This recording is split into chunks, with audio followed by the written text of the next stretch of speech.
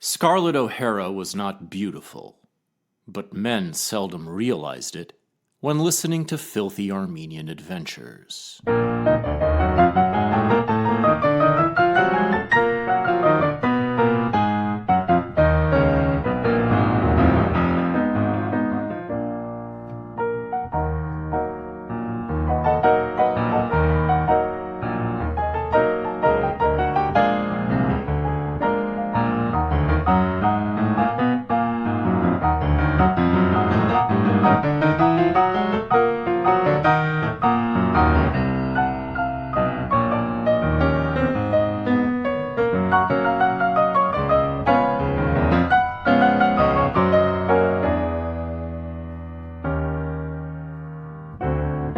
My guest tonight comes from the world of fashion, a world governed by the wind, and the gesture, and the velvet glove.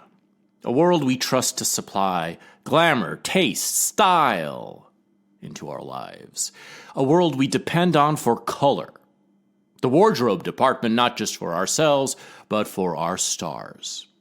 The fashion world is a place I have not spent very much time thinking about, perhaps because I am a dude. Any way you flip me, I'm still male. But I'm forced to think about it now, because there has to be something about the world of fashion that is not entirely corrupt. There must be some sort of enclave, some sort of Epstein Island in that world, where some sort of freedom has been vouchsafed. Freedom enough to allow Elena Velez to do what she is doing. Elena is a fashion designer, age 29, who comes from Wisconsin, Milwaukee. Her work is known for its use of metal, for a fascination with industry, the industrial and industriousness, for being very consciously rooted in the post-industrial aura of the Midwest that made her. She was raised by one parent, the captain of a ship on the Great Lakes, and that ship's captain was her mother. Elena has all the credentials, the laurels, the awards you need to be defined as a hot thing in the fashion world. She's put metal on the skins of many stars, Beyoncé, Grimes, Doja Cat, Julia Fox, etc. And that's my favorite rapper, etc. She had everything going for her in the mainstream fashion world, and yet, a couple years ago, instead of continuing to ride the wind behind her back, she veered because she looked out at the landscape and saw what we all see. The nothing. The gray. No currents to navigate, just the gray nothing. The vast, empty battlefield of a cold civil war. Where do you even find clothes in a world like this? For what do you dress up? For whom? What kind of dress matches with a hospital mask? What statements are there to make? Who's listening? And who cares? She saw what we see. She felt the disgust that we feel. And instead of continuing to lucratively pretend it's all the same as before, she detoured into the wilderness to look for smoke signals, to look for signs of life. She started listening to podcasts. She started finding an unusual kind of model. Models who think thoughts in their heads. Models with ideas, observations, taboo fascinations. Models with personalities that are maybe a little more extreme, a little more personal than the average fashion person's personality. She started mixing these models with fabric and metal and introducing them on the runway. In fall of last year, she put the Longhouse on the runway. And last week, Fashion Week in New York, in the Upper East Side, she deconstructed the runway entirely into an immersive salon about Gone with the Wind. The models mingled. The models made noise. The models were podcasters. "I can't breathe," one model said, her corset tight around her. Another model, the bustiest in the room, paid tribute to the feminine wiles of her look-sake, Scarlett O'Hara. Another model was described by Vogue as the Carol Burnett of it all, bringing levity to the affair, linking the literary style of Margaret Mitchell to the shopping and fucking tradition of Judith Krantz in an effusive paragraph that was later quietly deleted by Vogue after somebody told somebody that the model in question was Jack Mason of the perfume Nationalist. The media asked the models questions intended to undress them and reduce them to mannequins, thereby revealing why some people are models and other people are media mannequins. There came ragtime from the piano, that genre named for pleasures lost, and played on this night by the last virtuoso of that lost pleasure. And by the end of it all, it was tomorrow. At long last, at least in this winter season in the world of fashion, tomorrow was another day. Tomorrow was another day. Certain shifts could be detected. Certain facts on the ground had changed. Certain winds in the air, long gone, could be felt. And no, you didn't have to be there. I mean, it would have been great if you were. It was a really cool party. I mean, I'm sad you couldn't make it because it felt really special. I mean, trust me, you would have been like, wow, something is happening, and I'm present for it. You would have been like, ooh, can't believe that's Julia Fox, and all the New York Times people are here. You would have been like, wow, I'm not missing the FOMO I don't have because I'm actually here. But still, you didn't have to be there. You just have to be here, listening to this. A sign that your mind is alive, that you have a soul, and that you are part of it. I mean, still, it would have been great if you were there at the actual event itself. But you get what I mean. In spirit, you are part of it. And after this brief word from our sponsor, I'm going to talk to Elena Velez about what happened before the ball, during the ball, after the ball, who's been ordering those dresses, and how she feels about this tomorrow.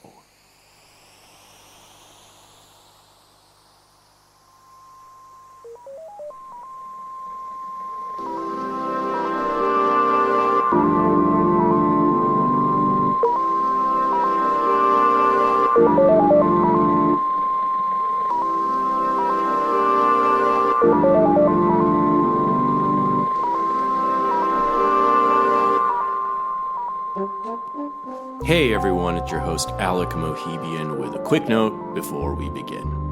Filthy Armenian Adventures is an interdimensional travel program that takes you deep into the cultural mysteries of our strange and interesting times. In search of truth, in search of gold, in search of lost friends and unsung heroes, in search of John Galt's motor.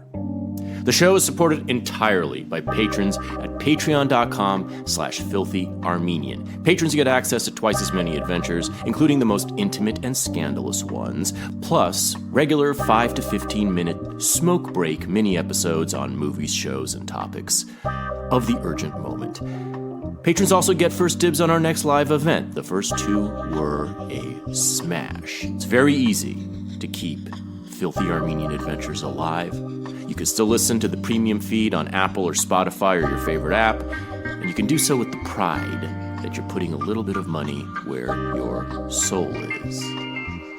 More patrons means more landmarks, more hotspots, more secret locations, and forbidden territories around the world, and the world that is Los Angeles, our apocalyptic headquarters. It means we'll be able to track down more enchanting figures in the landscape and dare them to abandon their masks.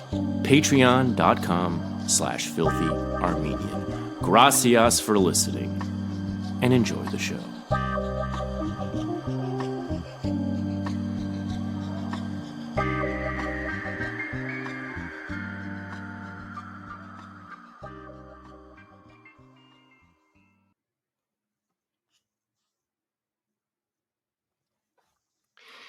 And like a ball being thrown, we are on the air with Elena Velez.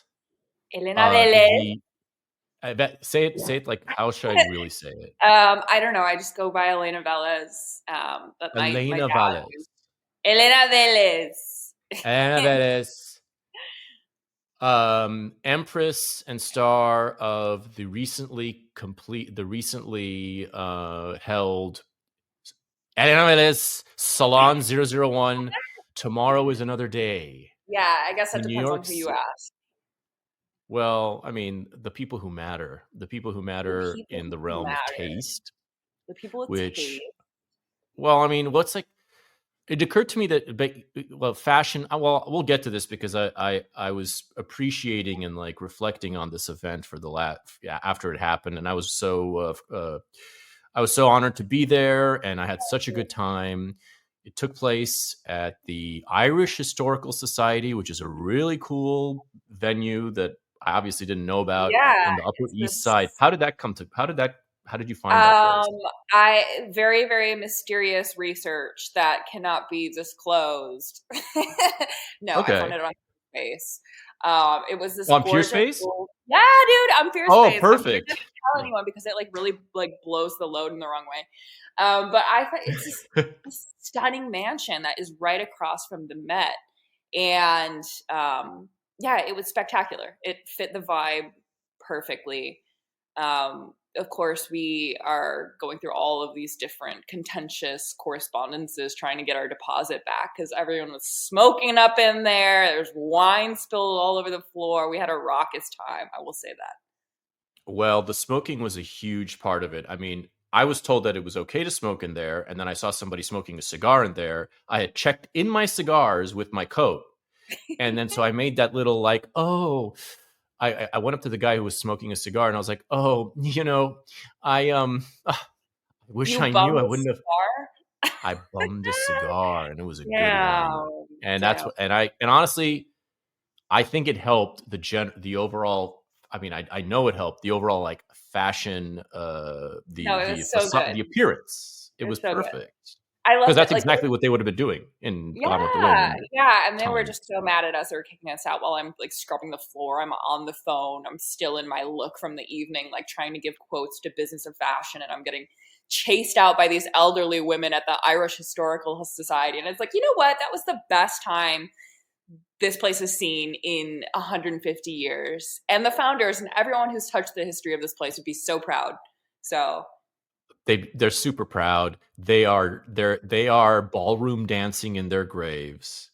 They're like, a lot of these venues need to be a little bit more. I've been dealing with this in LA with these events that I've had.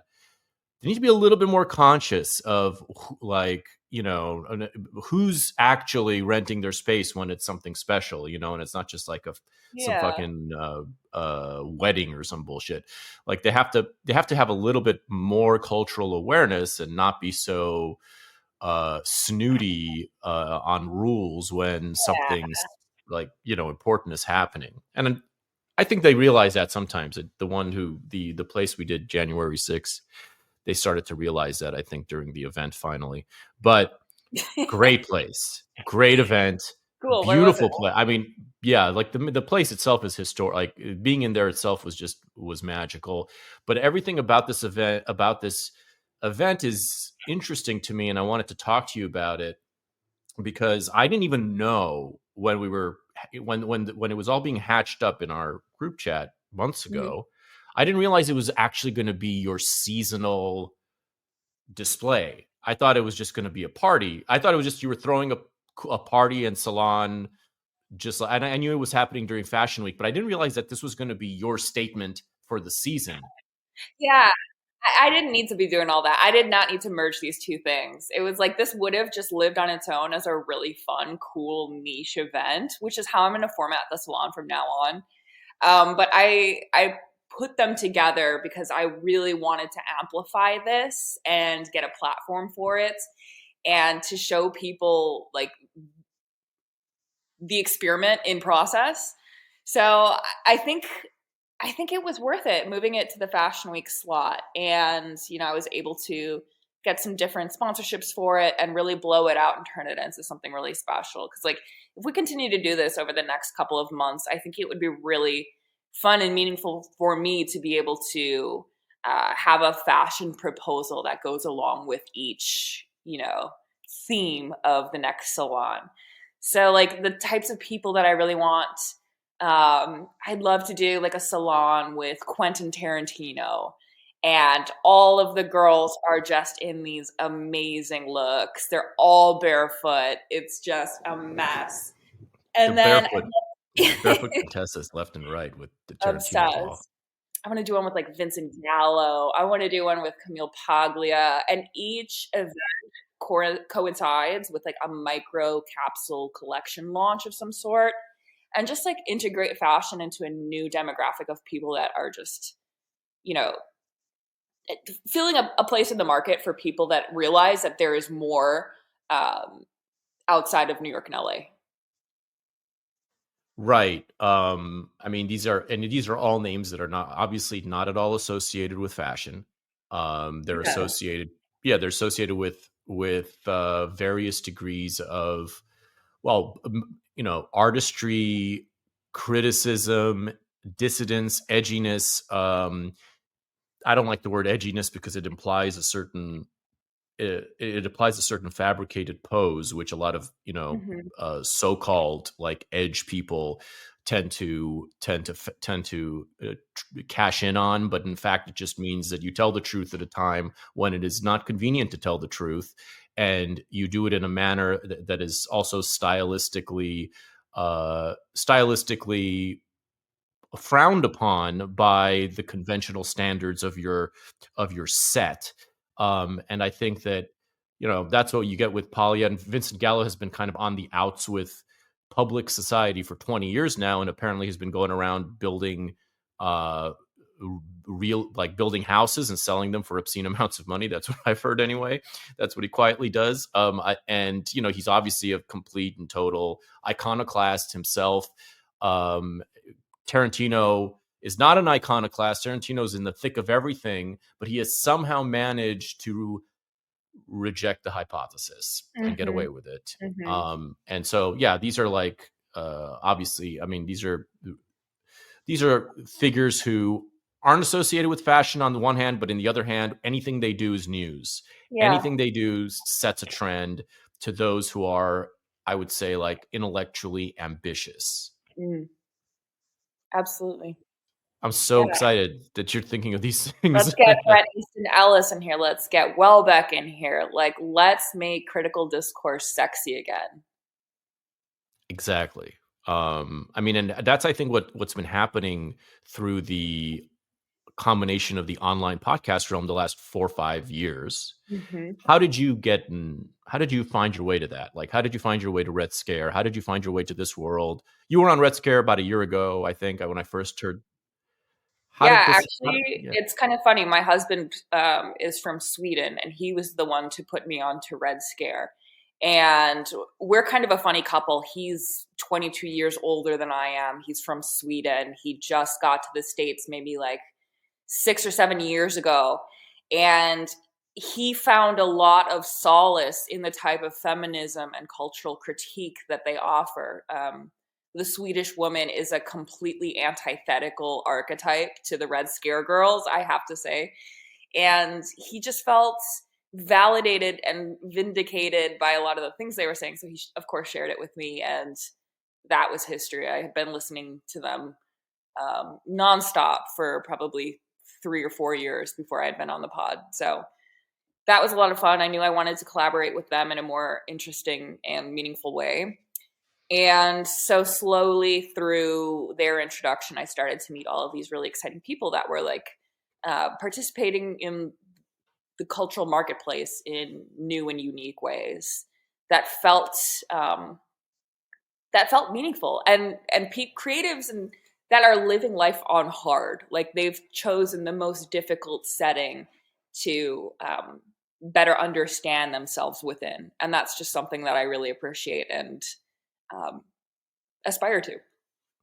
When did you first? I like the idea. I like the way you put it, the living life on hard, because I do think that that's pretty much that accurately describes it, because there's so many other levels that you could take, and that you Hmm. see among the people who come and covered the event, who have Right. chosen a different difficulty level to live life on, the ones who write Totally. for the God, it Washington must be Post. nice. It must be so nice. It must Just be. I being mean, a it, salaried Condé Nast girl, like just making her paycheck, going to her fashion week gigs, getting to do a little virtue signaling on the side. Like huge, huge week for the most insufferable PR girlies you've ever encountered. Huge, huge, huge week for like the fascist conspiracy theorist mongerers. Like I I was just trying to do like a fun little thing for the girls, and it just turned into this like just absolutely insufferable discourse. and also just, and as bad as the mainstream one, the mainstream kind of uh lib elite coverages have been. I mean, not, they weren't all bad. They were, I mean, Vanity Fair wrote a very positive, I'm not sorry, Vogue, which is the granddaddy of them all when it comes to fashion, obviously. Vogue covered it quite positively. I mean, maybe you have your personal Yeah, well, I maybe mean, you can tell which editors I had had prior conversations with and who I had been able to establish a little bit of context with, and they were a little bit more neutral and a little bit more thoughtful. So, Yeah. Although they had a great paragraph praising the contributions to the evening by Jack Mason.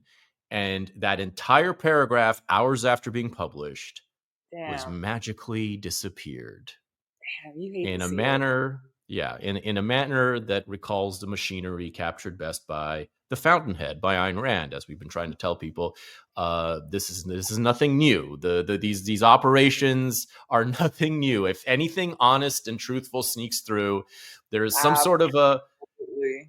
a a cloaked hand that comes in to to erase it as soon as possible. And but luckily we have screenshots, so Absolutely, they live on in posterity. yeah, they live on in posterity. And I read it out on one of my mini episodes, that paragraph that Vogue had, which was, it was not only praising Jack's contribution, called him the Carol Burnett of the evening, which I love that concept, Mm. but it also just informed, it also just helped shed some light on how this was a different sort of fashion event. I mean, Mhm. what happened was we all got in there, we socialized for an hour.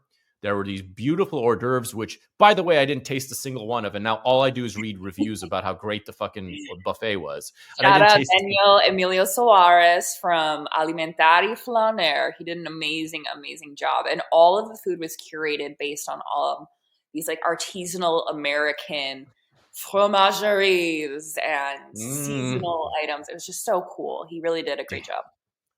Yeah, I missed them. I missed them. I did have the unmarked bottles of Pinot Noir. I had several glasses of those. So those were that was really nice, and I liked that they Nice. were unmarked. Like they were made, like they were fermented right out back in the plantation or something. Yeah, dude, you know In what the we grape. should do? At some point, we need to like make our own like hooch or bathtub gin to go with the salon that you can only have when you come. Right. Wouldn't that be Yeah, sick? yeah.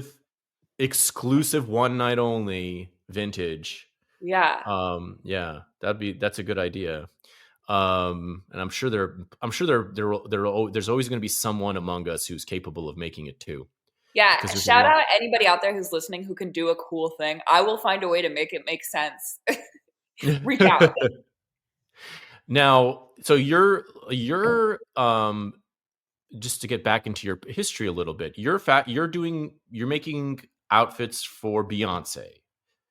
you're making outfits for who else? Who before you got into this, Oh you God. broke into this particular stride. Yeah, I mean, once you graduate and you have a little bit of a body of work, that's when you start to interface with stylists and people that are pulling from the runway to dress celebrities or VIPs or influencers, whatever. So I did this for a couple of years, and my work is obviously like very visual, very striking, kind of avant-garde. So it got a lot of editorial um, requests. So in that time, I had started to dress celebrities like Grimes, Charlie XCX, Solange Knowles, Arca, all sorts of people. But it's fun. I mean, it's a cool mind fuck to be working on people whose work you consumed while you were creating something.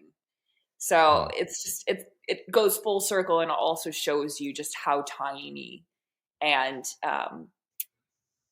how malleable the American culture industry is. You can find a way to insert yourself into this narrative through all of these different ways.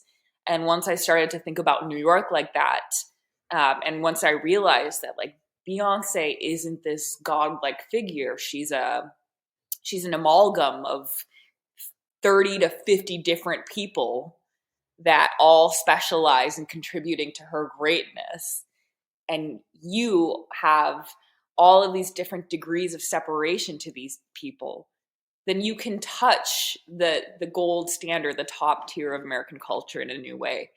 And it just kind of shows you the four-dimensional chessboard here. So it's been crazy. What was your first big move, career-wise? Like, how did you first find yourself making a move on that 4D chessboard? You're from Yeah. Iowa, is it? Tell me Now I'm again. from Wisconsin. Yeah.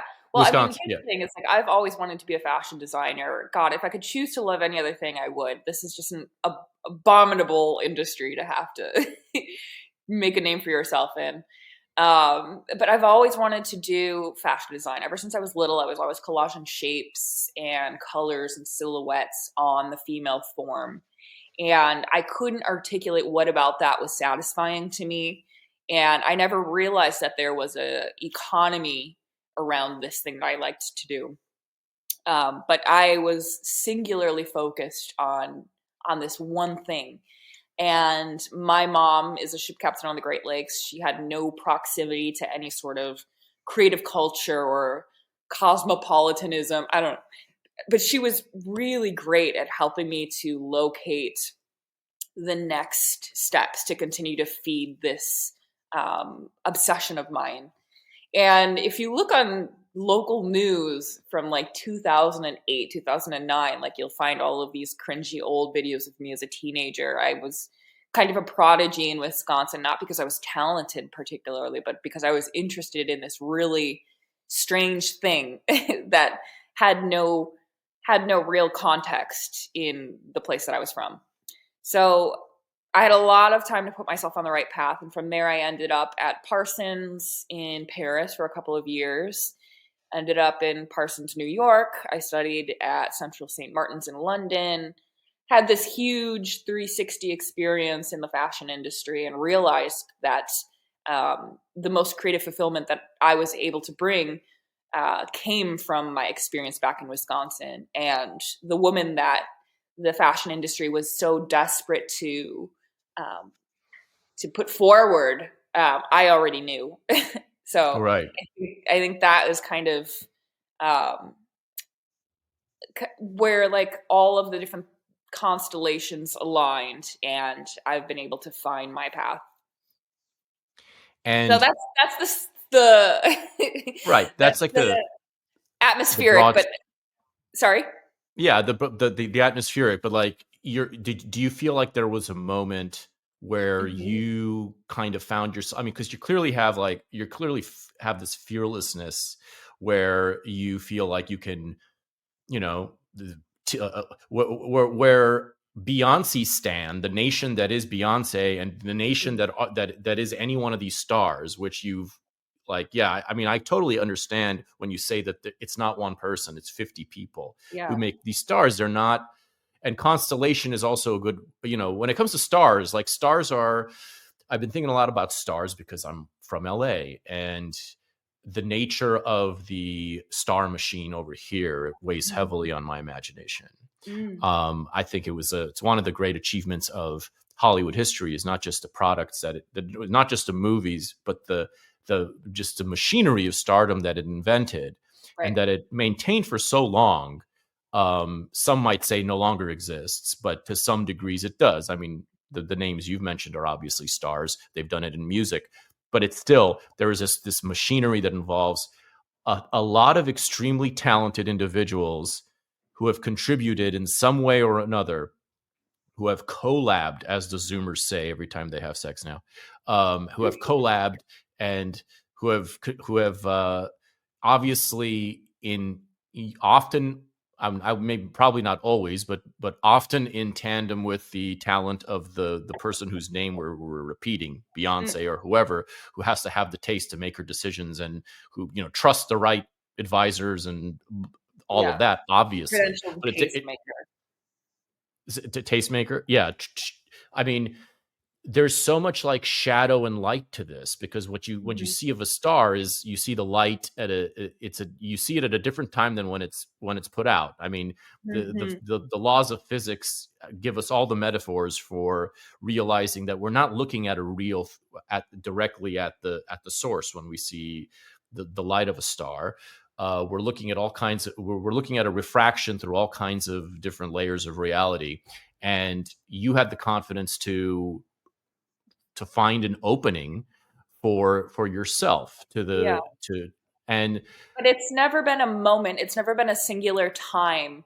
Uh, it is a relentless uh, insistence that you have something that people are going to know about, and you're going to make them understand that you're onto something.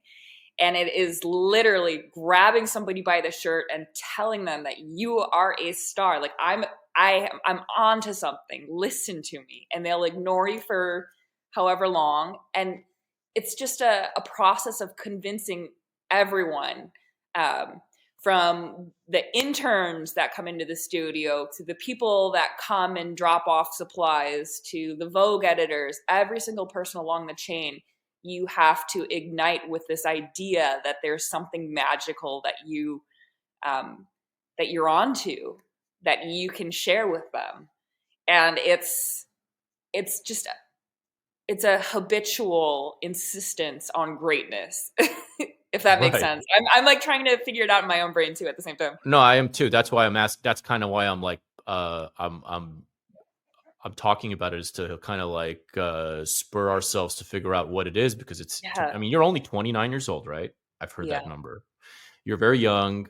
And I mean, just the fact that you've seamlessly made your way to my I'm not a fashion person. I don't know fuck all Yeah. about fashion. I'm And this like, is so cool to me. huh? This is what I Yeah. want. This is what I want. This is the audience. This is the engagement that I crave as a creator.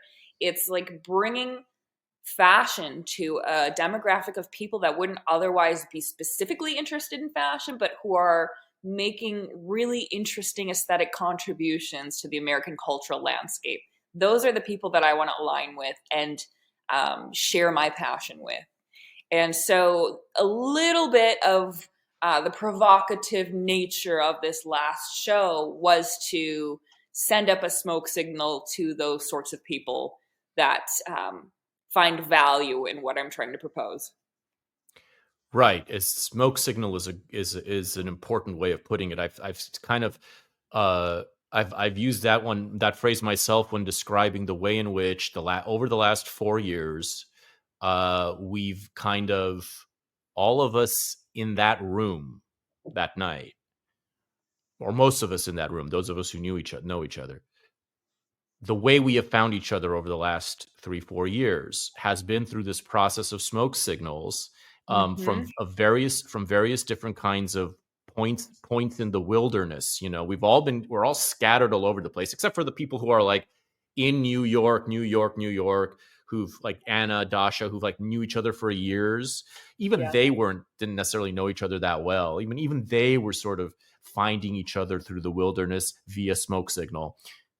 But the way in which we found each other and the smoke signal process that we've been using in our various ways, all from very different walks of life. I mean, Jack is from Austin, Texas. Mm-hmm. Like he's almost, before the last few years, he'd barely been anywhere outside of Texas.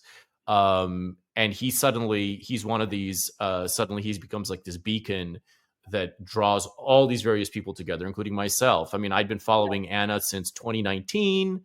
When I found out about her, I saw her name and it was Armenian. And I'm like, how do I not Yeah. know? Like, I know every Armenian in the world. There's like so few of us. So I like, how do I not know this chick? And also, wait, she's cool. And also, wait, she's funny. And she's like secretly You based, say even though hot. it's and she's hot. And also she's like, her podcast is called Red Scare, which was almost Best. identical Too to good a to be project true. I was working. Say that Yeah. again. It's Yeah, too Red good. Scare. Say It more was about the project you were exactly working on. no. I mean, I was writing a TV series. I was creating a TV series with my friend called Red Curtain, that was like an anthology series set in the post-Soviet space. When I saw Red Scare, I was like, I literally thought it was almost like a parallel to the type of thing we were doing, and in a very indirect way it is, but So cool. but it That's was like strange, continuity. The continuity of the universe telling you you're in the right place at the right time with the right idea. right? The right idea, and then it's a question of how do you alert these people that Mm-hmm. you've found through their smoke signals. How do you alert? How do you find your way to them? Like, Mm-hmm. how do you connect? Because so much of modern life seems to be erected specifically to obstruct these connections from happening and to prevent us from getting to know each other and to prevent us from working with each other and building with each other. I mean, you just scan around and you realize to what degree, not just like the physical limitations, but the like societal, the incentive structures where like you are shamed every time from every angle when you try to bring a few of these forces together. Like we Mm-hmm. saw it, we see it in the coverage of this ball, which Yeah.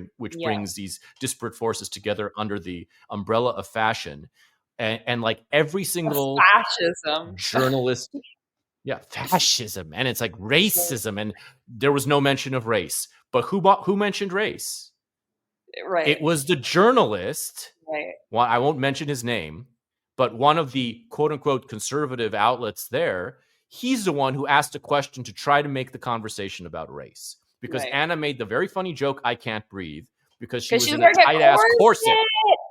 corset. She was in a corset. It's called a Right. joke.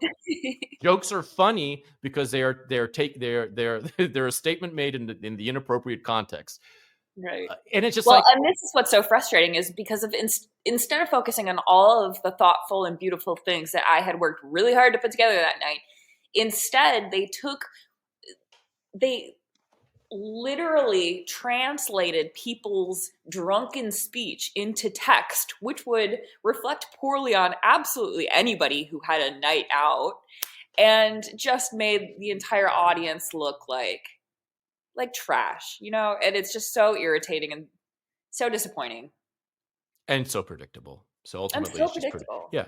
I mean, ultimately, Boring.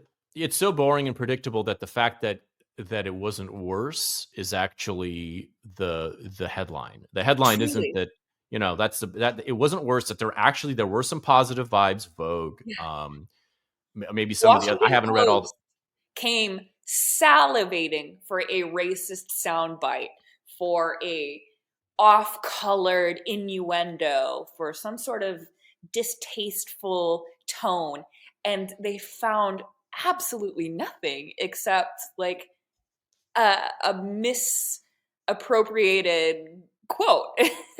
Right. Rachel. So Rachel. So the Washington Post. I have to address this because this is really something. The Washington Post sends a reporter named Rachel Tashjian and a last name that's not Armenian, but Tashian is an Armenian name, so I personally am now like on alert. She's sitting in the front row during the salon part. So this is after the first hour of mingling, of socializing, of schmoozing. We go upstairs to a stage, a mini stage area room with chairs. Everyone sits down, and we listen to about a conversation that lasts about an hour. My sense of time isn't exact. It's introduced by our good friend Monica, who is very actively involved with you in this, and she'd been doing a lot of podcasting about Gone with the Wind recently, and she gives an introduction about Scarlett O'Hara and her meaning, and like her meaning as a female archetype. And then there's just a casual conversation between Jack and Anna. Anna also has a monologue about Gone with the Wind. And then there's a little conversation between Jack and Anna. Jack Mason of the Perfume Nationalist, of course, is the one who's been championing Gone with the Wind, Alone in the Wilderness for years. He has an epic episode from 2020, which is about Gone with the Wind and which covers the insane storylines of 2020 as in a manner to which Gone with the Wind is basically allegorical. And so he's just riffing, and he knows everything there is to know about Gone with the Wind. He connects it to the tradition of the shopping and fucking novel that has taken us to the present day, and which is obviously central to the concept of this as a fashion statement, because the way Jack approaches artistic works is very much through the prism of taste. He has a perfume. That's why he's into perfume. He can smell things. He can feel. He can sense things. And that is the way in which Gone with the Wind was, I think, utilized for very aptly for this fashion event. It was not about.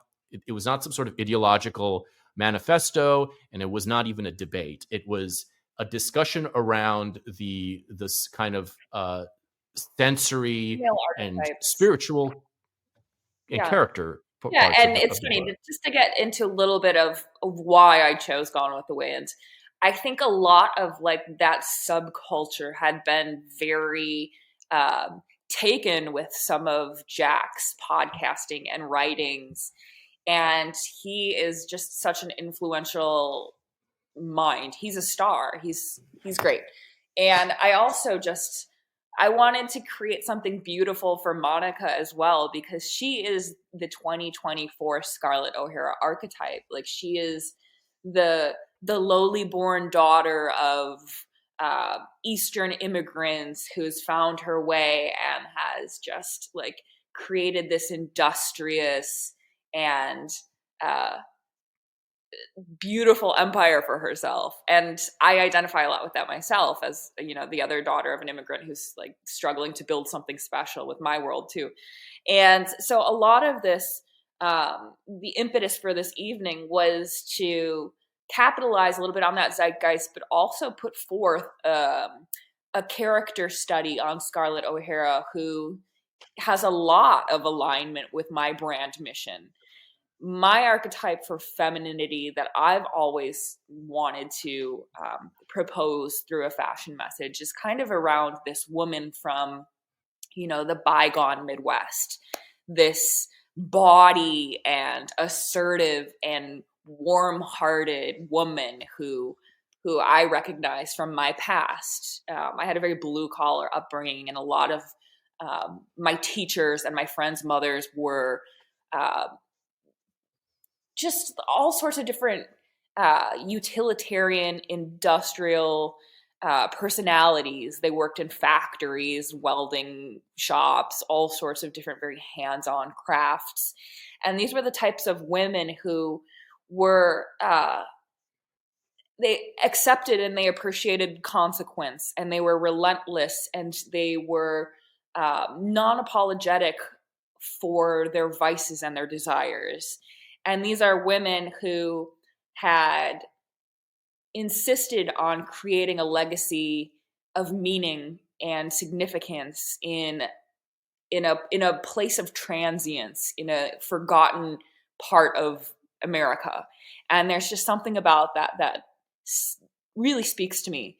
And I think the Scarlett O'Hara archetype is very symbolic of that sort of um, desire for transcendence and greatness. And she's this complicated, multifaceted, pugnacious character who is neither good nor bad, but is true to her vision.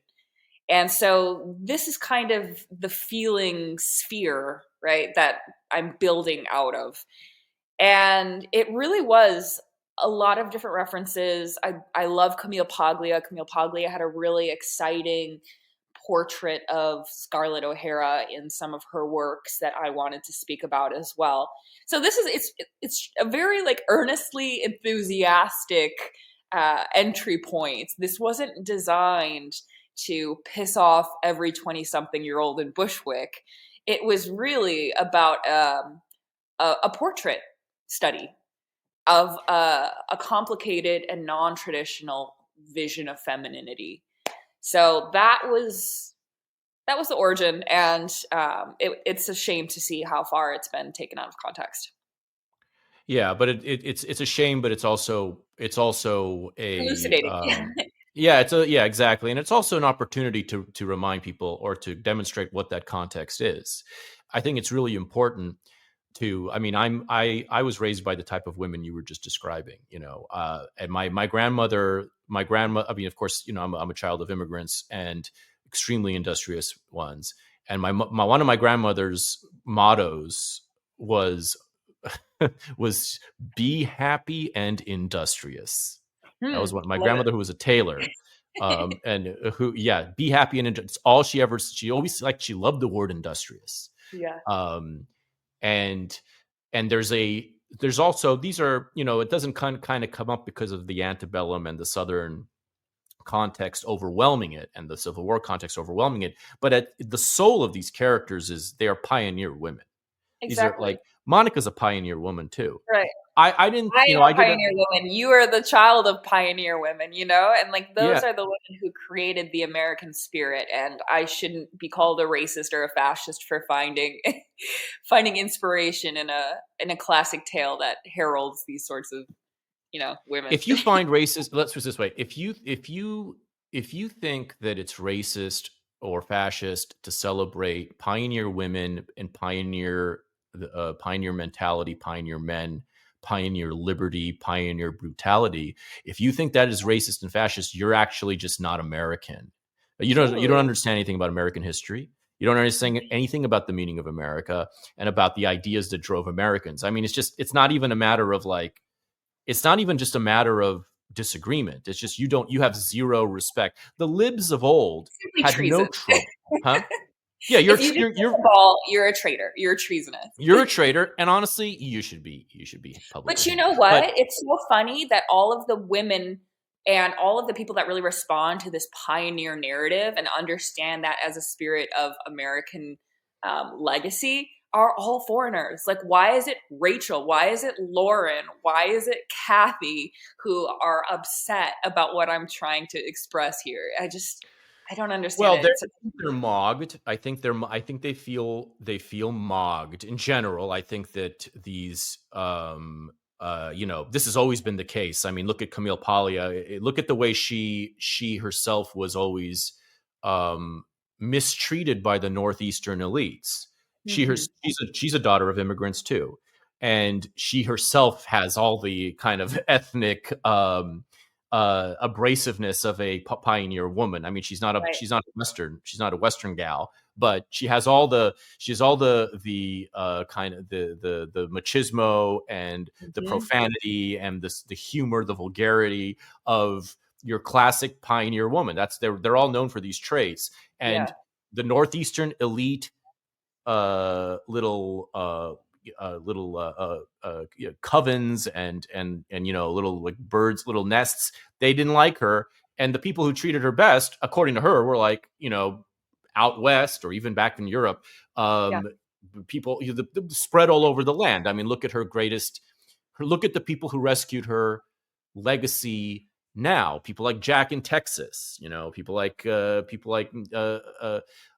Anna from Anna's in New York, but she's from nowhere basically. I know like Anna Right. was nowhere 5, 6 before Red Scare in a sense. Mhm. Um, uh, I mean, there is this sense throughout American history.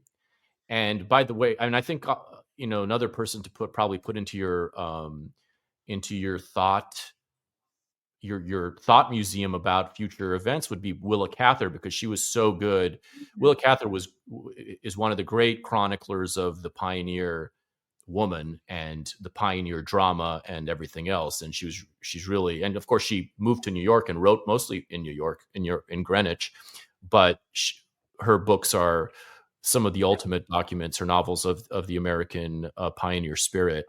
Yeah. And like there is a sense in which, like in America, the genius grows among the weeds out in from unpredictable places, Sure. and it comes to the various cultural centers, New York, in the old days, Chicago. I don't think Chicago is really a thing anymore. So now it's just like New York and LA, Right. where it comes to be assessed and it comes to be, manufactured and packaged and everything. And very often the sitting elite little seagulls, they start to squawk about it and they feel threatened when some weird outsider from nowhere has come in with like a bold individual something to say. Mhm. And you're one of Yeah, them, I and guess. it's From well, if COVID taught us anything, it's about the lack of physical centralization that is required of people who want to impact the creative narrative. Like I can fuck off to Wisconsin and still be in Vogue and still be in New York Times and all of these different like coastal elite spheres of influence. And that's just the internet. Like at this point, it's not about New York and LA. It's about these tertiary, secondary cities where culture is popping up after people are realizing that these places are unsustainable and they're thought ghettos. So I think it's Yeah. smart that like Jack insists on living in Austin, and at some point I'm probably going to go back to Wisconsin because that is the proximity and the spiritual reinforcement that I need to be able to make great art. What is your I want to get back to the bulk, because we there was a point in which, like, I want to ask you a little bit about LA. I'll get back to the ball, because the point where we left off was, this is the context in which Rachel Tashian of the Washington Post sits in the front row during the conversation. And when Jack makes the connection between um, Gone with the Wind and the shopping and fucking novel, as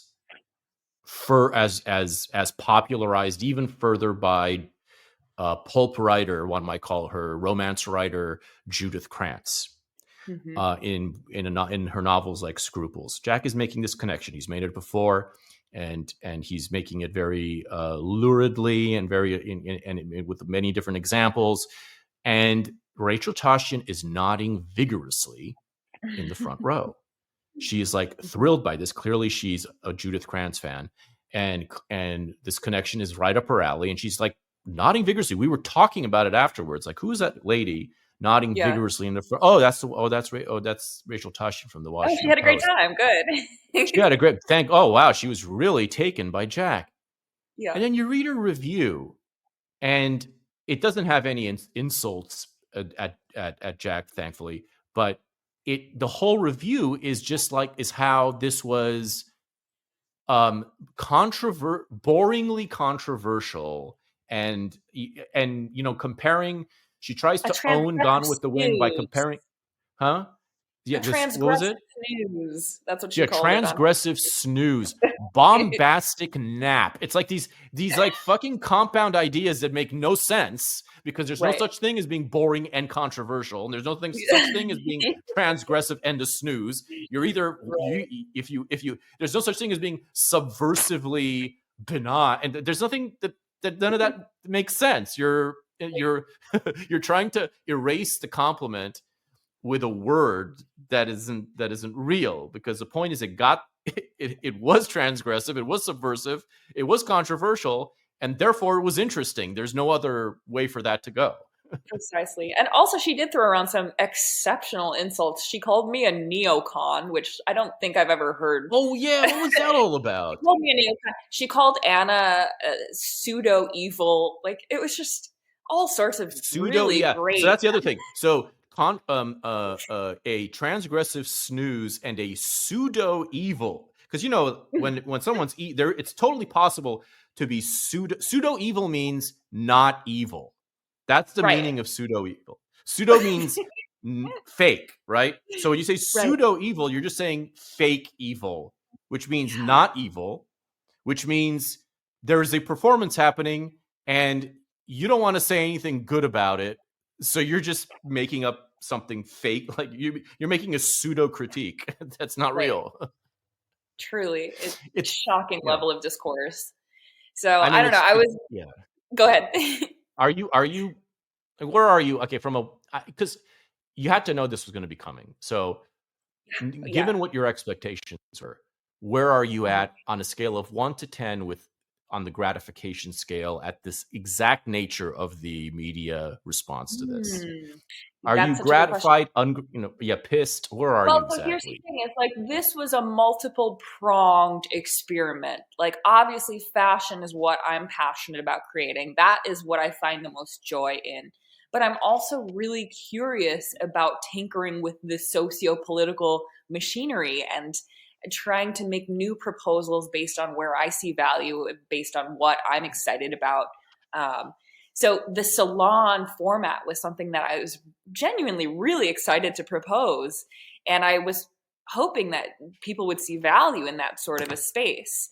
And so there's the fashion, there's the event, but there's also a endurance exercise that I'm creating for myself based on my proximity to transgression, to cancellation. It almost feels like a flame that you have to touch to be able to start to create the most searching and introspective and meaningful work that you can. This was me sort of doing like altitude training as an artist and really insisting on creating within a context that didn't consider cancel culture, that didn't consider consensus culture. It was me making the most truthful work to myself in a context that didn't have any of these sorts of creative microaggressions. So all of these different things are fueling the event. And I had a terrible time at the event. I was fighting for my life. Like every minute of that event, I was on guard. I was fight or flight. Like I knew that people were going to decide whether I got to live or die in the creative industry based on how beautiful the night was aesthetically. And so that was a lot of pressure. I didn't know quite what I was getting myself into. I did not necessarily need to go and wage single-handed jihad on the cultural hegemony for Fashion Week. What was your biggest concern when you were during the night itself? Just how you look. I'm 8 out of 10 on the gratitude and appreciation spectrum. Okay, I think good. I did a great job. You hit it. You did do a great job. Thank you. I agree, but I'm curious what you thought. What you thought. You did do a great job, and I'm curious too. What were some of the potential fire alarms during the night? Because people don't understand when you put on an event of any kind, and if you have a certain vision for it, and you have a certain, and it's not just okay, anything goes. When you have a certain artistic like intention for an evening and for a live event of a performance, really, this is a performance by different show business, baby. It's production. Like you can do all of the preparation, you can put out as many fires on paper beforehand, but at some point you just have to take your hands off the wheel and just observe the night in practice. Like all sorts of chaos variables, all sorts of wild elements are going to unfold themselves.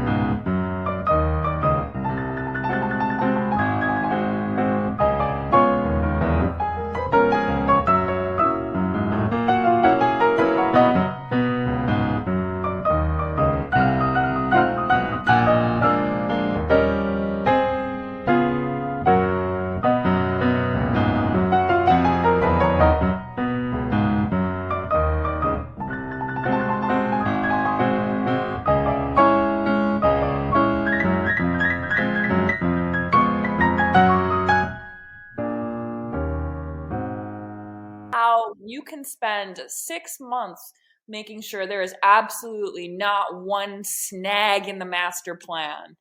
But sure as shit, like someone's gonna find a way to fuck up your night somehow. It's the beauty of like producing events, like 60% of it can be bulletproof, but the other 40% just comes down to people and people with alcohol. You're right, right. And there's no way to there's no Yeah. way to prepare That's for kind of that. the fun There's no way to though. prepare. And there's always like, yeah, part of it is like it takes, in a way, it takes some of the edge off of being 100% stressed out about something, because this has been the story with me and Yeah. my two events as well, where there's a lot of stress, a lot of, hyper consciousness of how everything's going to go, and everyone thinks that it's just like, this Yeah. is a fun time, like me when coming to your ball, I'm like, oh, here's a fun New York party, and you're like, Yeah. you're like that your brain is like in a Right. million different directions. There's no way you can possibly enjoy until maybe the after party. That's when you can finally let That's when you're loose, maybe. exhausted. It all comes to But a even then, physical you're dealing. toll. Yeah, you're too Yeah. exhausted to care at that point. Yeah, it's kind of fun. Like there's always a chaos variable that is just the spice of life at the end of the day, that you just have to enjoy. Like there's a part of the night where you just have to take your hands off the wheel and just observe things happening. And some What did what happened? What happened that was like a little unexpected that night? Was there something that you can talk about that was like I don't think there was artistically or I don't think there was aesthetically? anything that was unexpected. Like I have to be everywhere at once at these sorts of events. I have to be in the moment, socializing with people and giving quotes and giving interviews and diffusing tension. And I also have to be Mhm. coordinating with the PR team to make sure everyone's getting in, to make sure that we're hitting all of our success metrics, um, that the night is filled out properly with all of these different attendees. And then I'm also making sure that the bar has everything that they need to be mixing drinks. And I have to make sure that, the set is produced and the flow of the evening is going according to plan. And I have this skill set. I don't mind it. I think being able to produce these sorts of events is a really exciting and beautiful way to contribute to the building of a community that I'm really proud of. And I think it went really well. Again, like there's always going to be somebody who doesn't understand that they are that they're how do I explain this? That people need to realize that like it's a work engagement, and that you can't get too drunk at the holiday Right. party. Otherwise, the boss is going to look bad. Okay, I Yeah, got you. Yeah, yeah, I got you. Um, yeah, it's always a hard thing to do when you're. It's always a hard. It's always a hard mixture when the work engagement is also like the ultimate party totally, engagement of your life. totally. You know what I mean? And so, especially if someone's on the younger side, or the well, not younger so much, but like the youth, in terms of like their, like people realize, oh shit, this is the most glam thing I've Mhm. ever been to, and they forget perhaps that it's That the New supposed to York be a Times is job. listening over their shoulder for a off-color joke. Every little Yeah. whisper, yeah, every little whisper. I mean, and that was another thing that was, I think, that was properly played, which is that there was an unspoken rule or spoken rule not to talk about, not to give them the Exactly. bait of bringing up Yeah, and it was a very race, conscious which choice. was a It was smart rule. like, that's not a part of the narrative that I feel a need to contribute to. Nobody is asking for my opinion on any of that sort of thing. Like, I'm going to parse out the parts of this story that I'm excited about and that I see value in, and completely reject wholesale the parts that I don't need to comment on. And some people saw that as uh, a rejection of the sensitivity that one should apply when discussing these sorts of contentious works. And then other people saw it as like a very specific, cowardly. I don't know. There was just no way to win. It was a lose-lose scenario, but it worked out. It made sense. You just no, it was a lose-lose but Totally. wins. Everything's like a Yeah. lose-lose-win scenario, which is you just don't care about Exactly. either of Exactly. the two sides. Yeah. There's so much more. The whole point of this is that the whole point of the kind of the provocative nature of this is that we've been told for the last many, many, many years.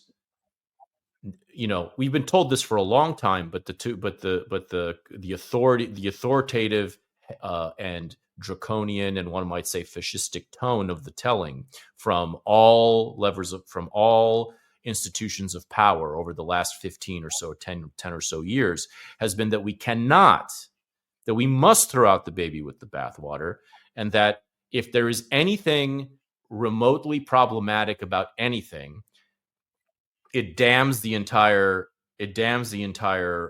person, the entire work, and that you cannot contend with that person or with that work without making it this festival of Mm-hmm. apology, and having and without vandalizing it with Mm. sensitivity warnings. And it's been so destructive that it kind of, what it does to people online who are the quote unquote edge lords, is that it creates this almost necessary itch to speak only about the thing that is being Right. forbidden. Like, if you're going to go that far about Gone with the Wind, for not just Gone with the Wind, but anything that has even any remotely racial connotations in any respect, it's not just Gone with the Wind. That just happens to be one of the big ones that, like, it it will necessarily create a counter reaction where all you can do is talk about, well, what is it that they don't Exactly. want you to know? And lost in this particular war are all the things that are not actually relevant, that are basically buried, such as the female the commentary or the dramatization of the American female archetype as represented by Scarlett O'Hara, such as the shopping and fucking aspect of Gone with the Wind, such as the particular blend of like satire and Mm-hmm. eroticism, which was so prominent in Margaret Mitchell's writing, also in Ayn Rand's, and other female writers, and this element of popular American literature that has been kind of swept aside, and which has also become politicized because sex has Right. become so politicized, and you cannot in any way kind of deal with sexual candor and with ribaldry without being apologetic and Mm-hmm. about that as well. So like all these things get flushed out, and they want to make the conversation an Right. HR conversation, and it's, to me, perfectly legitimate to say, okay, no, I'm not gonna. I believe in talking about everything. So if I'm going to talk about Gone with the Wind, I'll cover the race. I'll cover everything in Mm-hmm. my realm. But in the realm of a fashion show, it's perfectly legitimate to say we're going to neutralize the bait factor, so that nobody can say shit without embarrassing themselves. And that's what kind of happened. I mean, anyone who tried to make it about race was specifically exposing their own Mm. charlatanism. Like, they're just, I mean, including on the conservative side, the Sure. one who tried to, the anti-racist conservative outlet there or whatever, that tried to make it clear that, the only reason they can see for doing a Gone with the Wind themed event was to be kind of ambiently Right. racially provocative. When in fact, Um, it's the so I perfect think he played it well. symbolic story to be discussing in 2024 when we're in the middle of a culture war, when we're in the middle of what feels like a cold war, a cold civil war. And Yeah, yeah. cold Civil War. And so, in a lot of ways, it is a really prescient story to be hashing out. And I think the methods of violence that we're using to fight each other with are also telling of this apocalyptic landscape that is so similarly created in the story. Right. we've 100%. This has been a big theme of my show. For that it's a big theme of also how it's kind of like the role that specifically in Los Angeles has in my world as a almost eternally apocalyptic landscape, and one in which it's so easy to find oneself observing and being part of various civil wars. Going all the way through, and maybe it's just a figure in the pattern of American history now, given the reality of the original Civil War. There are times when it seems completely obsolete, and then next thing you know, we're back in it again in a different form, and we're doing this like these proxy civil wars over and over again. And it's absolutely been a civil war where half the country is being demonized, and there are massive carpetbagger like industries being erected to profit off of the demonization of half the country. And in demonizing half the country, at a certain point, that half of the country is going to have to take on certain demonic elements to survive. There's no other thing. There's no other way to do Well, it when you make when you're pariahs out banished of the from all. moderates in your political spectrum, like what do you expect? I didn't realize that it would require so much courage and conviction to come out as a centrist in the fashion industry. It's just, I don't want to make political work. It's not interesting. Nobody's asking for a political commentary from me. My job has always just been to make beautiful and meaningful work and to tell stories that resonate with people on a higher level. And people keep putting me into a political context. And I'm the bug. I'm not the entomologist. But if you keep calling me a racist, you keep calling me a fascist, then that's what I'm going to start to integrate into my work, into the context, into the framing of how I think about myself as a pariah, as all of these different maligned adjectives. And it's not a healthy way Right. to admonish your creatives. No, but that's the point, is that ultimately one must.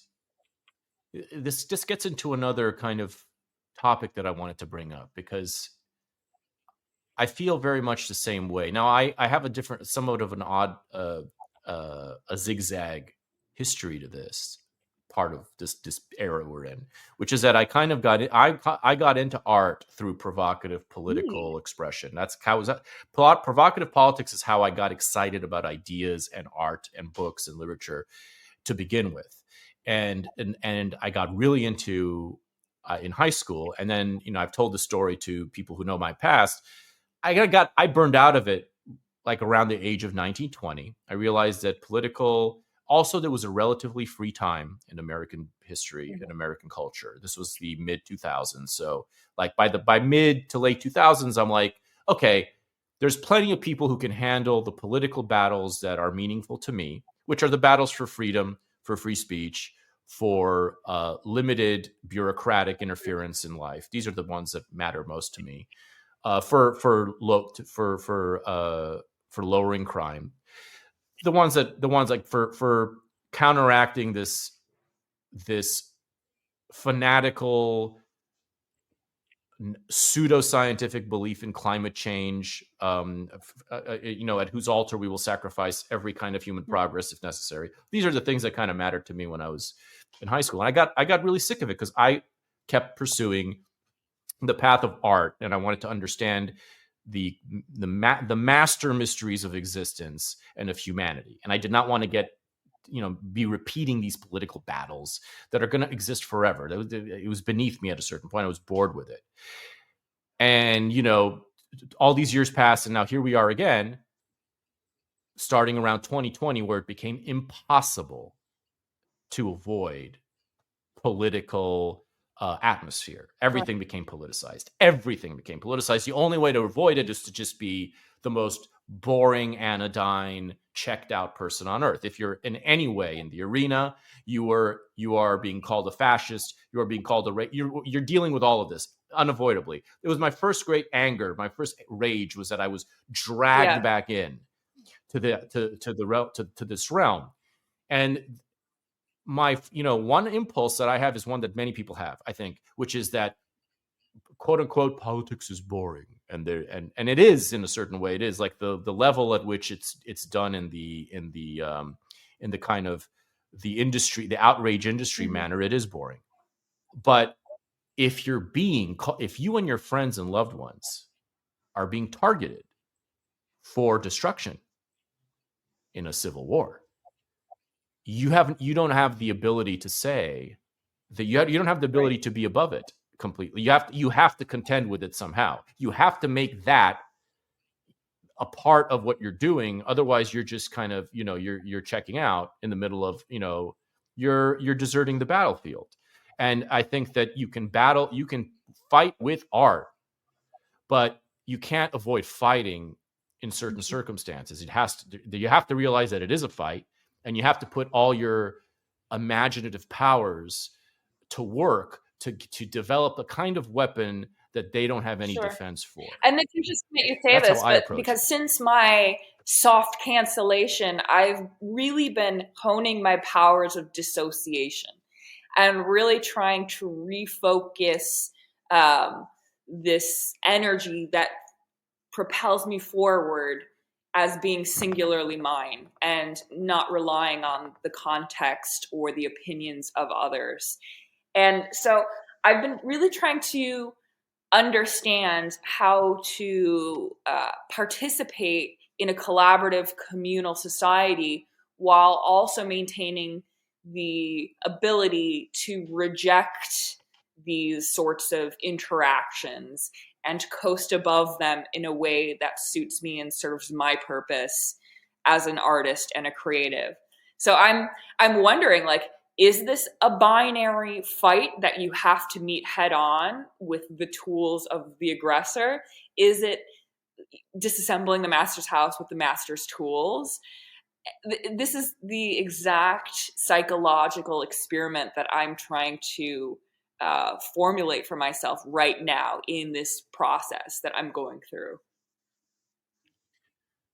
Well, I think I mean, and I mean, I think this salon has been a big a big sign that you're on the right track. Because now let's talk for a minute before, because I think the salon idea is really important, because I feel a kinship to what you've been doing through fashion, and whatever the hell it is I've been doing here in LA through whatever the hell it is I do, which is not Sure. design dresses, but something else. But it's also but it's similarly like there's this ambition to combine various elements of theater kind of comedy, just candid self-expression, and also a little bit of scripted imaginative illusion to tell a story, and to make an experience that draws people in through different dimensions,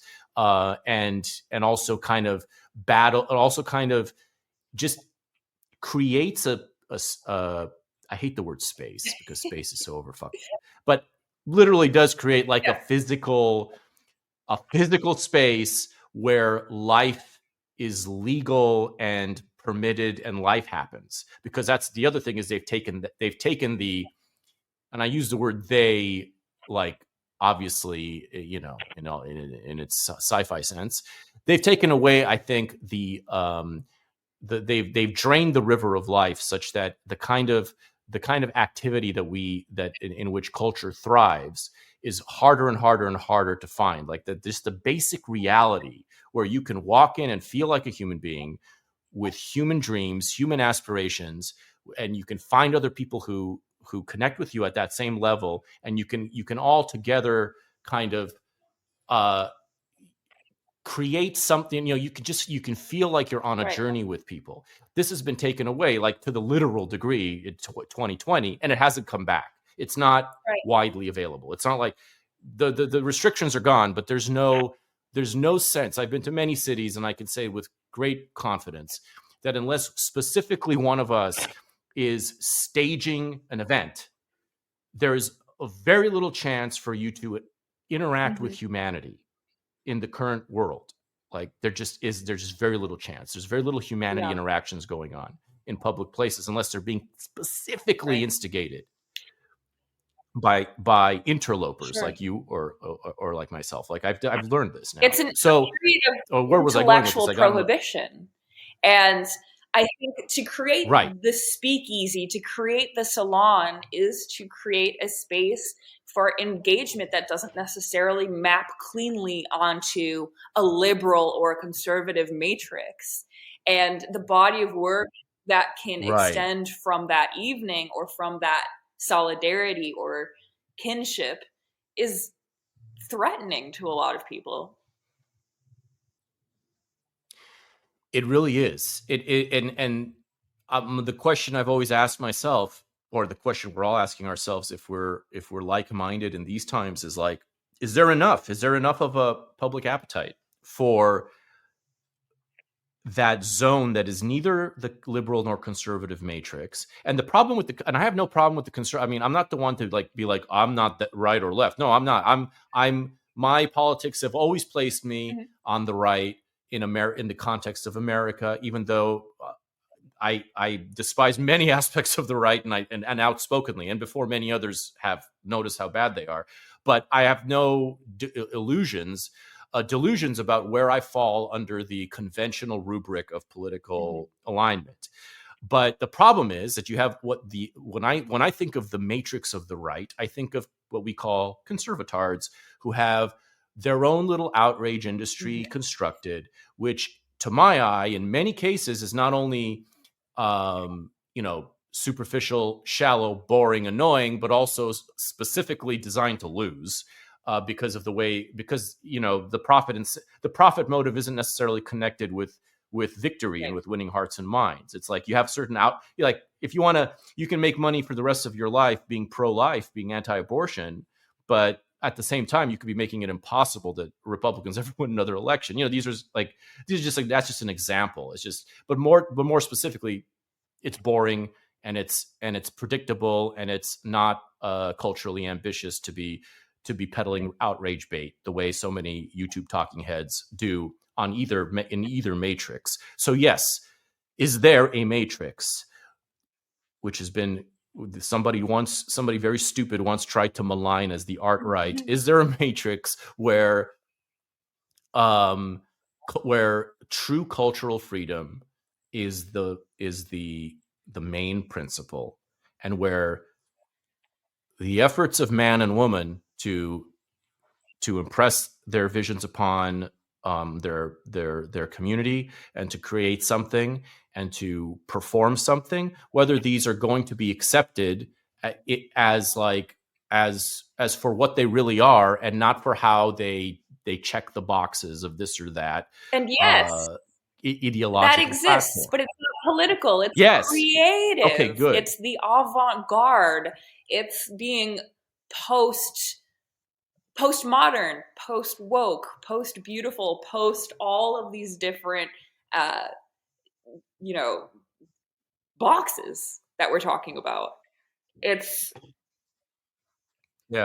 postmodern too, right? because post And I yeah, think that that's because what's like postmodern, really exciting about this space in New York right now that people are trying so desperately to malign, is that this is a very cohesive, burgeoning, creative avant-garde that's composed of all sorts of different multidisciplinary thinkers, writers, philosophers, public intellectuals, fashion designers, artists. Like, this is a group of people that are discontented with the present status and who are imagining a context for their work that doesn't necessarily adhere to the laws and the moralities du jour, if that makes sense.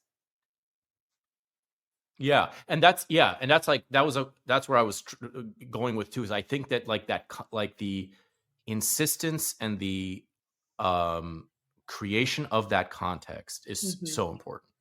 I mean, we're like, I think we're past the point where we wonder whether Will the New York Times ever get it? Will the We Washington don't need Post them. ever get it?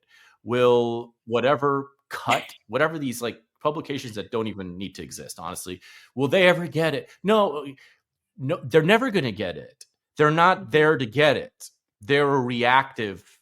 They are a reactionary and reactive entity. They're not there. They're not, if they ever were, and at certain times they were, I think, aligned to perceive, the what is new and interesting. There's like this big divide where they're either there to enforce rules or they're there to perceive something new and interesting. And there have been journalists, critics throughout time who've been great at discovering talent, announcing new movements and creating the conversation around new stuff and interesting stuff. That has definitely been a real part of American cultural history. I can name names. I mean, a lot of them were maverick type of journalists like H.L. Mencken, but there have been such people, and there have been such producers. There have been such like record label executives. There have been all the greats, basically, through history, are the ones who discovered talent, created something new, wrote the check for Dino De Laurentiis, giving David Lynch carte blanche, to like giving him the chance then again to do Blue Velvet after the failure of Dune. There are all these examples, and they will come handy again. I mean, the people who fund your events, the people who make actual money moves Mhm. if they have money, or influence moves if they have influence, or whatever it is. Every level, people have their own opportunity to make a courageous move and take part in this. But I do think that what we really have to just like accept is that we need to create the context ourselves. Like if you're a fashion designer, you put on that ball. That ball is the space right now. It's not like there's no other part. It was in the Irish Historical Society that the most interesting event of New York Fashion Week happened. It wasn't at wherever they did a runway where someone served cunt. I don't need any more cunt. I've been served all the cunt I can possibly swallow. Like I'm cunted out. So like there was no runway. You did a ball that was in one sense super old fashioned, in another sense completely new. And I think like the way I see it, like there needs to be no more hesitancy if there is any left. That it's kind of on us to just like take over to take over some real estate and say Right. this is where it's happening. This is what we're doing here, and this is where it's happening. And you can come if you're interested, maybe if you're not going to cause too much trouble. You're welcome. Otherwise, it's not for you, and you can seethe about it from beyond the Absolutely. ropes. I I don't know. completely agree. Completely. And once you realize that you have all of the resources at your own disposal to design the life that you want to live and to create these sorts of microcosms for your own community, the world seems so much more interesting. And that's what is so fucking beautiful about America is that it is an open source code that you can access, that you can hack, that you can code to create your own game, to create your own life. And Yeah. that is just so cool. Like all of the resources are there, all everything, to just host a fucking party. That's all it takes. That's all If you find this venue on it takes. Peerspace, you Yeah, look on Peerspace, you find the and most I'm beautiful and place you could I'm possibly find. I'm being really reductive because there are a lot of like really negative things that come along with this, like being maligned in the press. Like that's not fun. I really want to be liked. I want to be understood, but not as much as I want to make meaningful work and to foster a community of people who I'm excited about. Like that is what's most important to me. And if I can pool all of my skills and resources and talents into creating a meaningful space for that, then I will accept all of the consequences that come my way as a byproduct. Yeah, people do. Yeah, we should note that it isn't actually nice to be It's lied really about in the not. press. And it's like people say, well, all publicity is good publicity, Yeah. but no, it's not. I mean, it may be to the bottom line or whatever, but it's like it never feels good to be lied Never. And about I'm not and to too be concerned about it because uh I have another 100 years of life and talent in me. And I'm not going anywhere. You can't take anything from me. Like My talents is mine. My beautiful family is mine. My health is mine. And I'm out here. I'm here for the long run. I'm so sorry, girls, but like, you're gonna see a lot more of me.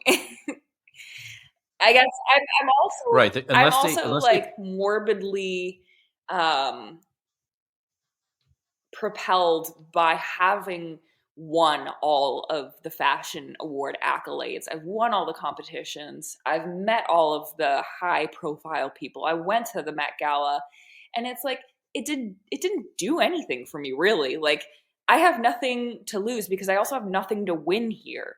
It's just such a bleak landscape for creatives.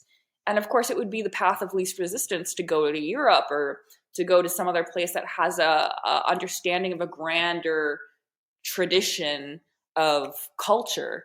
But I see this space here, this desolate, starving landscape. I'm enthused by that. I see so much room for opportunity to create something exciting and meaningful right here, right now. So I insist on staying. yeah, I appreciate that because I believe in staying too. I don't believe in escape. I don't believe in running Yeah. away to Europe. A lot of people advise that, that they're like, you should go here, you should go there. Just in general, they'll be like, life is so much better in Bucharest and whatever. And I'm like, I'm from fucking Los Angeles, California. I'm going to Yeah. die here. I do not belong in any new, highfalutin, fancy little European town But our message is where American. things are It's easier. so American. And like, we're better and we're more necessary. We're the American. The thing about America is that it's the stakes are Mm-hmm. just higher. Your pleasures are harder to come by. The pleasure level is higher in Europe, 100%. The all pleasures are higher in Europe for the most part, except for maybe basic like house comfort. But your artistic pleasures, your aesthetic pleasures, your sexual pleasures, your culinary pleasures, your maybe your music. I don't know about music, but your pleasures are just everything comes easier, especially if you have a way of a kind of an income or whatever in Europe or in some whatever fancy place somebody can name. But if you are, it comes back to the battlefield thing. Like you're deserting the battle for humanity if you're from America and you leave America. You know what I mean? Like if you spiritually leave it, if you physically leave it, it's just like it's always been this fucking desert and man against the Mm. desert here. And whether you can turn you can build water out of cactus, whether you can create the Hoover Dam that generates life in Nevada, Southern California, and Arizona, and everything that comes with that, and all the illusions and stars that come with that life and come with that water. Whether you create a violent and extreme sort of light that splits reality into two, and perhaps destroys, but perhaps also recreates the world forever. It's happening here, at least if you're American. Like that's the thing. Like you and I are American, and it's very admirable that you have not left, or that you have not, I should say, you have not taken the train of credentialed clout success that you very obviously were given full access to as a young woman.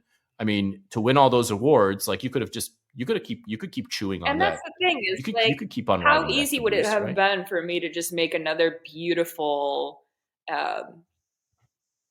collection for Fashion Week? Like, it wouldn't have been hard.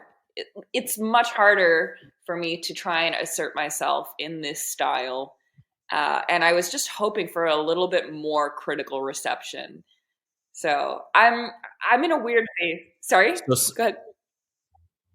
you wanted more like commentary on the specific No, not looks. necessarily. Just that, like, just what this interest and what this space and what this accumulation of people says about the larger zeitgeist in America in terms of what people are craving.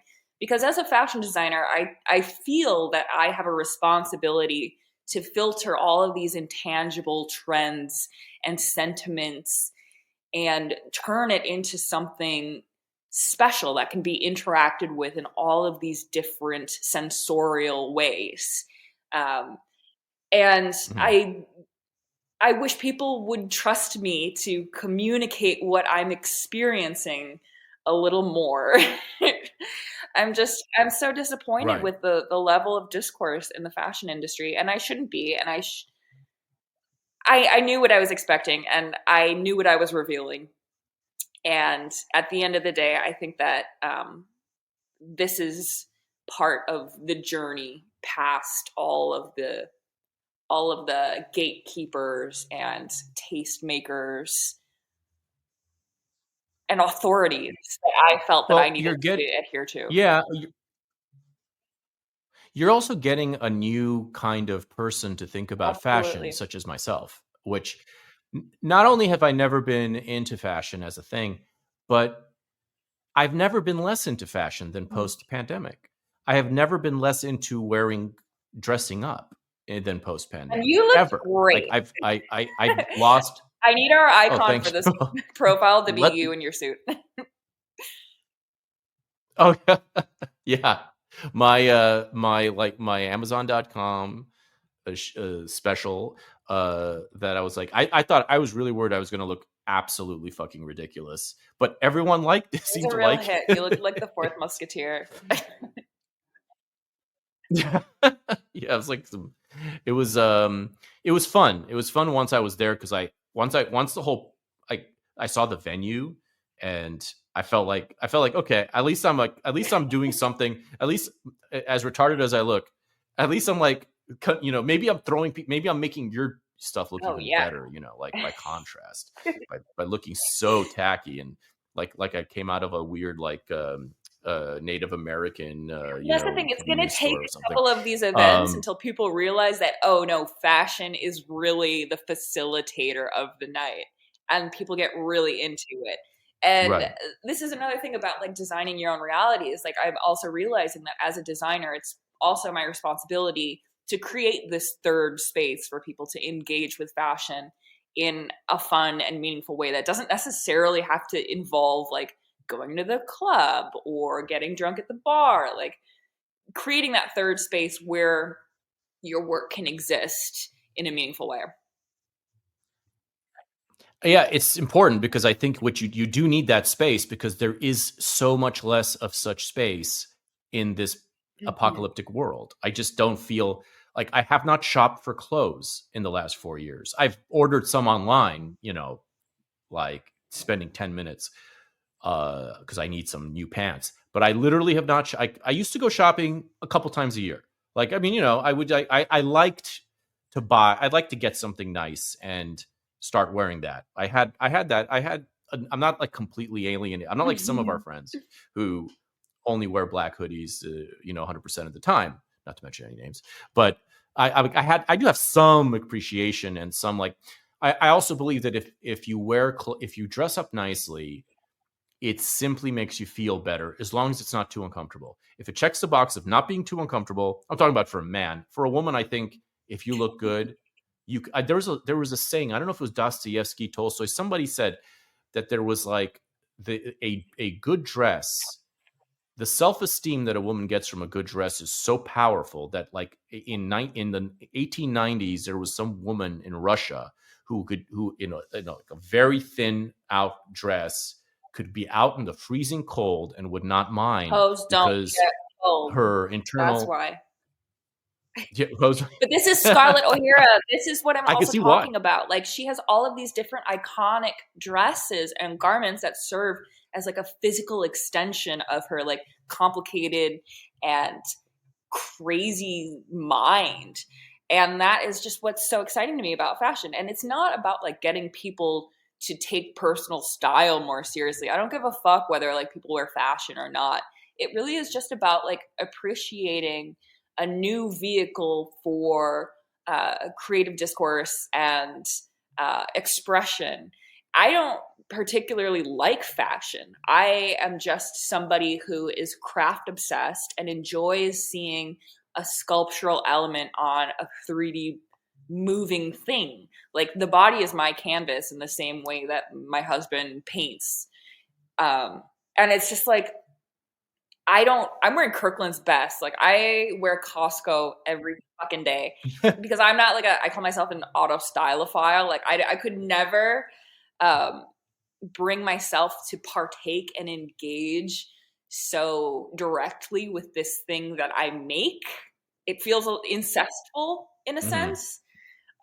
So I don't necessarily need people to dress better or care about fashion. I just think that it's a really wonderful vehicle that I wish more people could appreciate. Yeah, I mean, and I think you're psyoping them into Sure.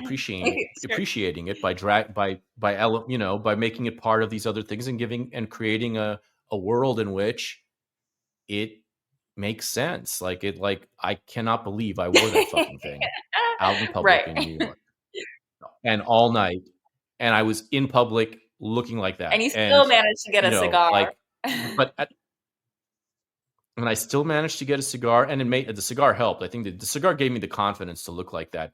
And I got so many compliments from it that I was like, oh, okay, you can if you just act like you belong there, but like you belong in and you can get away with anything in Absolutely. this fucking world, which is another, I think, lesson of probably of fashion generally. Um, let's talk about the Yeah. dresses themselves, because I think it's a known thing that in a fashion show you're kind of putting on the most illustrious thing you can. Like you're not necessarily showing off clothes that any normal person would ever Hmm. wear on a normal kind of Right. night. Where did now? I thought they were Thank stunning. By the you. way, the first person I noticed walking into the upstairs into the hall, it was like her eyes were like the Queen of Spades just catching me, and I turned and it was like a force, and it was Mm. Anna in her black beautiful thing, and everything, like the hair, the wig, whatever the hell it was great. She looked like the Queen of Spades. Then of course Monica in the scarlet red dress looking like the Queen of Hearts looked amazing. You can see Monica, and she's pictured in the New York Times write up. I didn't even recognize Dasha at first because she was so, like she just that whole babushka thing. She looked great. Pariah looked like a queen from a chessboard. The way she was, I didn't even, and I thought they were really cool looks. What, like, have there been orders based on these looks? What's the next step for Yeah, so these just to give like a little designs? bit of a context as to how like a fashion collection is built, like these aren't proposals for people to wear out to the club or to the bar. There's a percentage of the collection that is meant to exist in a retail setting. Those are the t-shirts, the pants, the skirts, the dresses. And then there's a percentage of the collection that is catered to establishing the brand genius, to show you why you want the Mm-hmm. t-shirt because you're purchasing into something spectacular. And so those pieces are usually just circulated after the fact with um, editors, stylists, celebrities, and they kind of exist as like a marketing extension. So this season, instead of doing a ready to wear collection, I really wanted to focus in on just doing a very few couple of looks that really spoke to the technique and the craftsmanship and the depth of the story that I wanted to tell. So each look was a little bit of a conceptual vignette that was uh, extracted from all of these different facets of this manipulative, spoiled, bratty, dedicated, sincere, loyal, multidimensional character. And in a sense, I'm a little bit of a method actress when it comes to construction. Like, I like to think about creating the garment in the same context with the same materials and in the same hand as the character that I'm examining that season. So this season was really about an insistence of glamour and of splendor and elegance and aristocracy in the face of apocalypse, which is a context original to Scarlett herself, but also to the world at large right now. And each look was assembled with these like very lowly acetate textiles juxtaposed with these very elevated silks. So each look was a very high-low textile collage.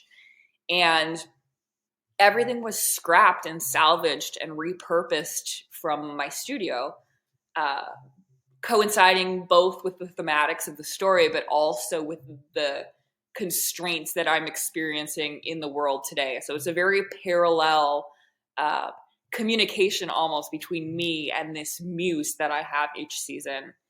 And discussing these, I don't want to say toxic, but nuanced and difficult portraits of womanhood is a conceptual bent that I've been on for a really long time. Like last season, we had the show that was staged in the mud pit, and it was all about these longhouse characters.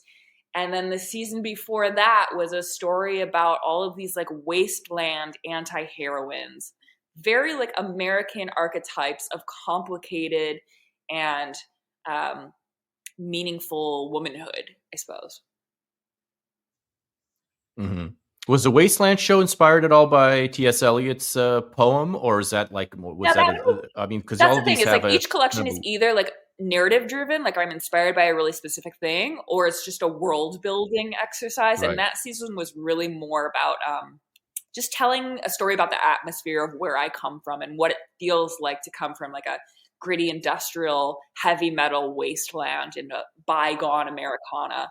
Yeah. And we put out a film, which I'll have to send you, that was also an extension of that feeling. Oh yeah, I'd love to see it. Yeah, the Longhouse one was great. I remember I wasn't there for that, but the pictures of Monica walking through mud with her breasts and everything are impossible to forget. I love that you called her. What did you call her earlier this evening? I mean, you called her a Scarlett O'Hara type. And this is I did one of the most popular episodes of this show was when I talked to Monica way back 2 years ago, just to about her background, where it's like it's even crazier when you know a little bit even more about the history. Like it's not that she's just from some parents from Eastern Europe. It's not just that's not all it is. She's half Armenian from Baku. There are no Armenians left in Baku. She's like the last Armenian ever from Baku. Monica got it it's up the craziest. in mud. Like she's a whole man. Like she's really intriguing to me as both a friend and as a muse and an extension of this story. I think I identify with all of these different maligned, canceled anti-heroines that are desperate to communicate something that surpasses the tools at their disposal to do it with. And I just think Monica really speaks to that feeling. Yeah, I mean, she absolutely does, and I love that you've realized that. How did you meet Monica? How did I meet Monica? I met her through Pariah the doll, who insisted that I get on Twitter because it feels like the only social media place where you can deal in this space of thoughts and ideas versus imagery or tedious. It's the only space where you can meet eccentric individuals with minds of their own. It really feels like that. It's the only space where text. It's just where I hate to say this, it's where the discourse is happening, and it's a great place to filter trends for somebody who's looking for them. Right. So you found her, you discovered her on your own, which speaks to where your mind is at. And I think that's great. Are we allowed to talk about some of the orders you've received since the ball? If it's private, we don't have to talk about it. But what do we talk? Yeah, we've gotten requests for the garments from all sorts of celebrities. Half the collection has gone to Madonna, to Dua Lipa, Charlie XCX, I got one for Aisha Curry this morning. Like all sorts of random and high profile people that I'm excited about because of, nobody will let me die. It's like, it really reinforces the fact that these journalists have no power over me, and people respond to my work regardless of what sort of light I'm painted in. Because at the end of the day, like, the clothes just look good, and there's an audience of people that just want things that are pretty, and that's fine. Like, bring back more of those people, please. Now, specifically, what the garments that Madonna requested are She Monica's wants dress, the red dress, the scarlet and dress. I am desperate to have that on her. I think it completes the circle in such a funny and cool way, and it is just like, I really feel like beating these people at their own game. It's really like, it shows the human centipede of the fashion industry, and it's just such a funny way. And how fitting as to how that dress has been saved, because Monica crashed at my hotel that night because she was going on catching an early train, and she left the dress in the hotel trash can because she didn't want to haul it. And I went home with somebody, a handsome devil from the after party, and somehow I was just like, I know because of the fact that he's in like acting and modeling and stuff, and I just felt like I convinced him to take the dress. I was just like, I know there's going to be something. So now I have to coordinate with your trade to get my damn dress back. I'm dead. I love it. Now you have to coordinate. But what better way for a dress to end up on Madonna's body? Only in America. Than through the power of the power of gay age gap promiscuity. But shopping and fucking. Well, Elena, this has been great. We can go on forever because there's so many interesting things you're working on, and so many different avenues, and they intersect with mine in many ways. And can you talk at all about? We talked a little bit about the next one, but has it materialized in any way? What the who and what the next salon is going to be about? We're going to do the next salon probably in May. At some point, I really want to get serious about the business structure behind this. Maybe we're doing like a membership service. There's like a little bit more of a vetting component. We're talking to somebody extremely exciting who I may have mentioned earlier in the night.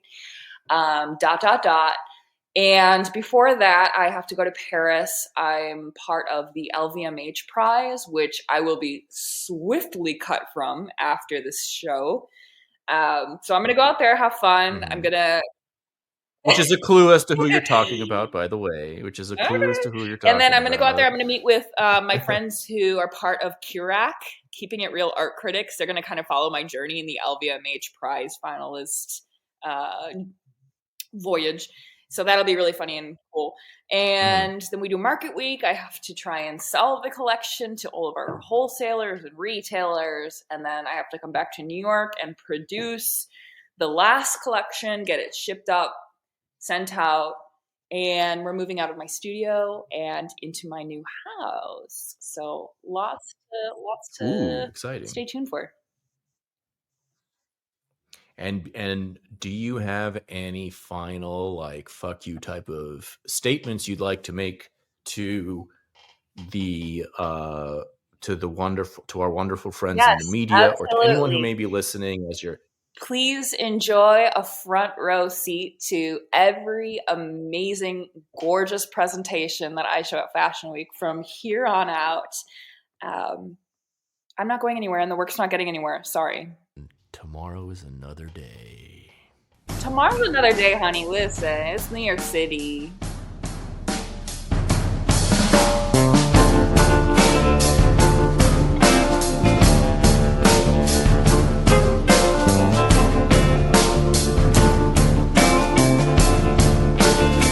Start spreading the news.